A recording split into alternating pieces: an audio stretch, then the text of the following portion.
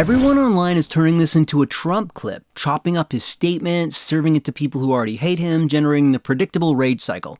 Others are turning it into true crime spectacle, the details, the timeline, the family tragedy, repackaged as entertainment. Both are lazy, because the real story isn't Trump, and it isn't the crime. It's what happened to Hollywood, and how a guy like Rob Reiner ended up at the center of its collapse. This is about an industry that lost the ability to do the one thing it was built for. Hollywood is a theater where the projector is broken, the seat cushions are worn to the metal, but everyone's arguing over the fake popcorn topping. Is mayonnaise an instrument? Rob Reiner wasn't a minor Hollywood figure. He shaped mainstream American film culture in ways most directors never touch, and we should honor him for it. 3 films tell you everything. The Princess Bride, inconceivable! A swashbuckling fairy tale of romance, giants, rodents of unusual size, and revenge that charmed everyone from kids to grandparents. A Few Good Men, peak courtroom drama, big ideas about honor and corruption, packaged in a story that trusted you to keep up. Stand By Me, 4 kids walking down a railroad track toward the end of childhood, character-driven, emotionally honest, and universally acceptable. What these films have in common: no political litmus test to enjoy them, no identity checklist, no lecture buried in the third act. This guy knows how to tell stories people actually wanted to watch. And then something changed. My name is Inigo Montoya. You killed my father. Prepare to die.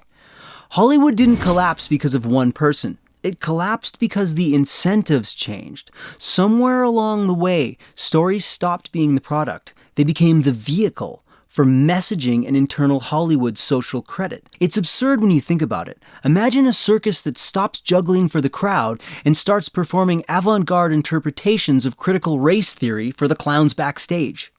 Audiences started vanishing, not because they became irredeemable deplorables, but because they could feel the transaction change. Movies stopped serving them and started serving people inside the industry. Studios stopped chasing mass audiences. They started chasing awards, press coverage, peer approval within a very narrow ideological bubble.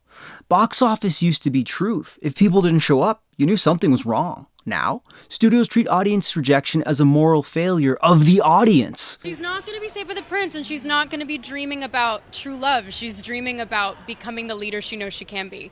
Like when your cat judges you silently while you eat your breakfast cereal. Hollywood insulated itself ideologically, not because everyone there is a liberal, well, yeah, probably, but also because disagreement became professionally dangerous. The industry built an echo chamber where everyone thinks alike, talks alike, and most importantly, polices alike. When you lose the ability to argue with each other, you lose the ability to make art that works for people who aren't already on your team. The result? Franchises dying, streaming platforms bleeding money, cultural authority evaporating faster than anyone predicted. Rob Reiner didn't invent this problem. He became a loud public symbol of it. His persona dramatically narrowed over the last decade. Where he used to be the guy who made When Harry Met Sally, he became the guy who tweets at Trump 20 times a day. Political obsession replaced creative output. Not like flipping a switch, but gradually, visibly. The thing that made him great, his ability to tap into shared human experiences, got buried under an avalanche of partisan performance. Trump is a pee-pee poo-poo head. His later films didn't land. Some were fine, some were forgettable, but none of them mattered the way his early work did. And it wasn't just age or bad luck, it was focus or lack of it. I don't hate the guy. His genius was real, his contributions gargantuan. But that all-consuming fixation, it sidelined him, transforming a cultural titan into a perpetual reactor, like a once-great chef who quits cooking to argue about ingredients on The View. Politics didn't obliterate his legacy. It cryogenically froze it, trapping the vibrant 80s-90s Reiner in amber, while the rest of him wandered into a narrower, louder echo. Trump derangement syndrome is not a medical condition. It's not in the DSM. You can't get diagnosed with it by a doctor, most likely because the doctor has Trump derangement syndrome himself. But it is a behavioral pattern, and it's observable. Constant Trump fixation distorts judgment. It turns every conversation into a referendum on one guy. I'm as mad as hell! It narrows the bandwidth available for literally anything else. And when you're a creative professional, someone whose job is to imagine new worlds, new characters, new stories, that fixation is poison. I'm always angry. It turns everything into reaction instead of creation. This isn't about whether Trump is bad or good. It's about what happens when one figure consumes the entire mental real estate of a creative class. When every project, every public statement, every artistic choice gets filtered through, how does this relate to Trump? The work suffers. You stop making things people want to experience. You start making things that announce your allegiances. Rob Reiner was one of the most visible cases of this, but he wasn't alone. He was just louder about it than most, except for maybe De Niro. Trump has real policy wins: criminal justice reform, Middle East peace agreements, deregulation that actually boosted manufacturing in specific sectors. These are facts, not fan fiction. He's also abrasive, impulsive, the human equivalent of a megaphone in a library. Donald Trump is not in charge of the law in our country. Because you'd be in jail. Secretary Clinton.